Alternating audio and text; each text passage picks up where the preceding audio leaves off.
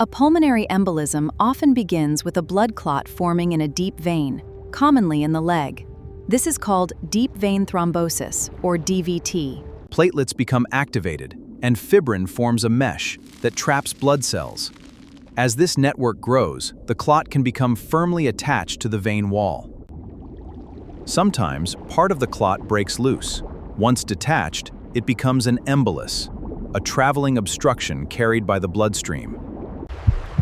The embolus is swept along by venous blood. It moves toward increasingly larger vessels. Its destination is the heart. The clot travels through the inferior vena cava, one of the body's largest veins, and enters the right atrium of the heart. With the next heartbeat, blood moves from the right atrium into the right ventricle, carrying the clot toward the lungs. The right ventricle contracts, sending blood into the pulmonary trunk and pulmonary arteries. The embolus is carried along with that flow. Now the clot enters the pulmonary circulation, the network responsible for carrying blood from the heart toward the lungs for oxygenation. If the embolus is larger than the vessel, it becomes trapped. Blood flow beyond the obstruction can suddenly decrease or stop. This sudden blockage is called a pulmonary embolism.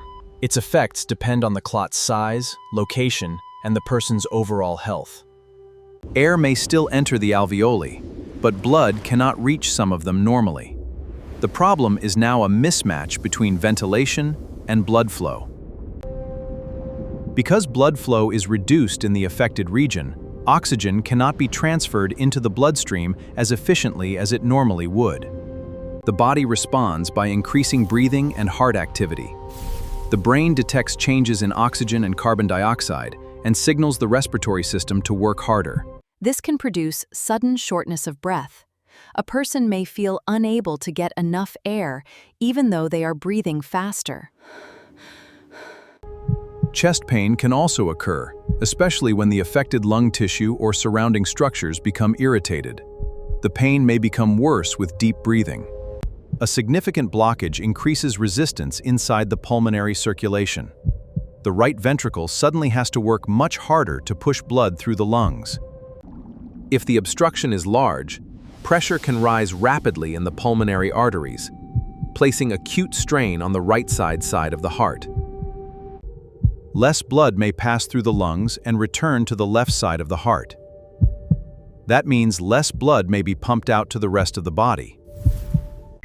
In a severe pulmonary embolism, reduced cardiac output can cause blood pressure to fall. The brain, kidneys, and other organs may receive inadequate blood flow.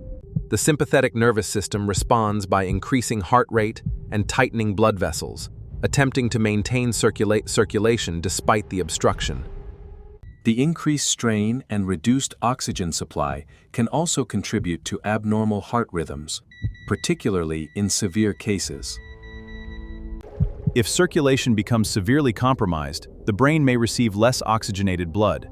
This can cause dizziness, confusion, fainting, or loss of consciousness. The lungs themselves may also be affected. In some cases, reduced blood supply can injure a small area of lung tissue, causing inflammation and sometimes coughing. Not every pulmonary embolism behaves the same way. Small clots may cause limited symptoms, while large or strategically located clots can rapidly become life-threatening. Warning signs can include sudden breathlessness, chest pain, rapid heartbeat, coughing, dizziness, or fainting. Symptoms can appear suddenly and should never be ignored. A suspected pulmonary embolism requires urgent medical assessment. Clinicians quickly evaluate breathing, oxygen levels, circulation, and the patient's overall condition. Doctors may use a D-dimer blood test. This helps assess the likelihood of a clotting problem. When pulmonary embolism is suspected, CT pulmonary, these images show a clot inside the pulmonary arteries. Treatment commonly includes anticoagulants, which help prevent the clot from growing, or fibrinolytic system gradually breaks down the existing clot, allowing blood flow to improve over time. In a severe pulmonary embolism, a large clot can dangerously. Doctors may use treatments designed to rapidly dissolve or remove the clot. As the obstruction decreases, blood can flow more freely through the lungs. As the obstruction decreases, blood flow through the lungs improves. Oxygen can once again move efficiently from the alveoli into the bloodstream. although recovery time varies with the civet clot. Stay active and take prescribed medication.